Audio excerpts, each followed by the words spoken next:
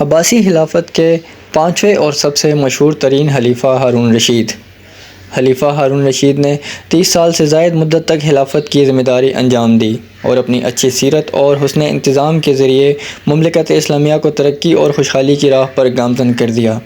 علمی، سیاسی، معاشی، تمدنی ہر لحاظ سے کمال پر پہنچایا۔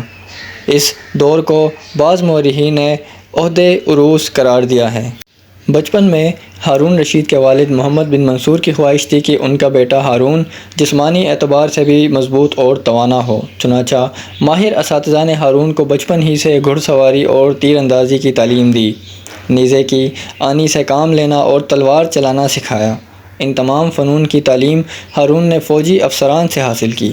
بچپن سے ان پر مشقت کھیلوں میں حصہ لینے کے نتیجے میں ہارون ایک خوش آمد، تندرست اور توانا جوان بن کر ابھرے۔ 10 سال کی عمر میں ان کی مہارت کا عالم یہ تھا کہ آپ منہ زور گھوڑے کو آسانی سے قابو کر لیا کرتے تھے۔ اکتوبر 775 میں خلیفہ وقت ابو جعفر منصور یعنی ہارون کے دادا کا انتقال ہو گیا۔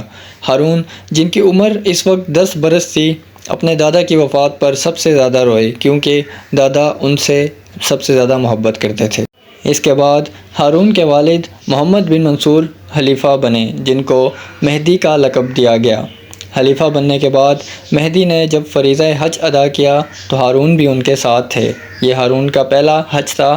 اس سفر میں ہارون کی تربیت اور رہنمائی کے لیے خلیفہ مہدی نے ایک قابل شخص ابان بن صدقہ کو مقرر کیا تھا۔ ابان بن صدقہ نے ہارون کو حج کے مناسک کی تعلیم دی اور جہاں وہ گئے وہاں کی تاریخ سے انہیں باخبر کیا۔ 14 سال کی عمر میں ہارون نے اس مبارک سفر سے بہت کچھ حاصل کیا۔ 16 سال کی عمر میں ہارون کو پہلی بار ایک بڑی جنگ میں حصہ لینے کا موقع ملا، اور وہ بھی اس شان سے کہ رومیوں کے خلاف ہونے والی اس جنگ میں اسلامی فوج کی قیادت انہی کو کرنی تھی۔ اس جنگ میں ہارون کی مدد کے لیے بڑے منجھے ہوئے ماہرین جنگ موجود تھے۔ ہارون فوج لے کر روانہ ہوئے اور حدود روم میں ایک بڑے قلعے سمالو کا محاصرہ کر لیا۔ جنگ شروع ہو گئی اور محاصرہ 38 دن تک جاری رہا۔ قلعے والوں نے بھوک پیاس سے تنگ آ کر ہتھیار ڈال دیے۔ ہارون جزیہ اور مال غنیمت لے کر فاتحانہ شان سے لوٹ آئے۔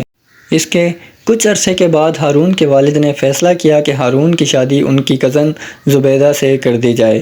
زبیدہ کا اصل نام امۃ العزیز تھا۔ وہ نہایت خوبصورت اور نیک خاتون تھی۔ جس وقت بغداد میں ہارون کی شادی کے انتظامات ہو رہے تھے اور شہر میں جشن کا سا ماحول تھا، اسی وقت ایک فوجی سردار نے روم کی سرحد پر حملہ کر دیا، مگر ان کے پاس صرف 3000 سوار تھے۔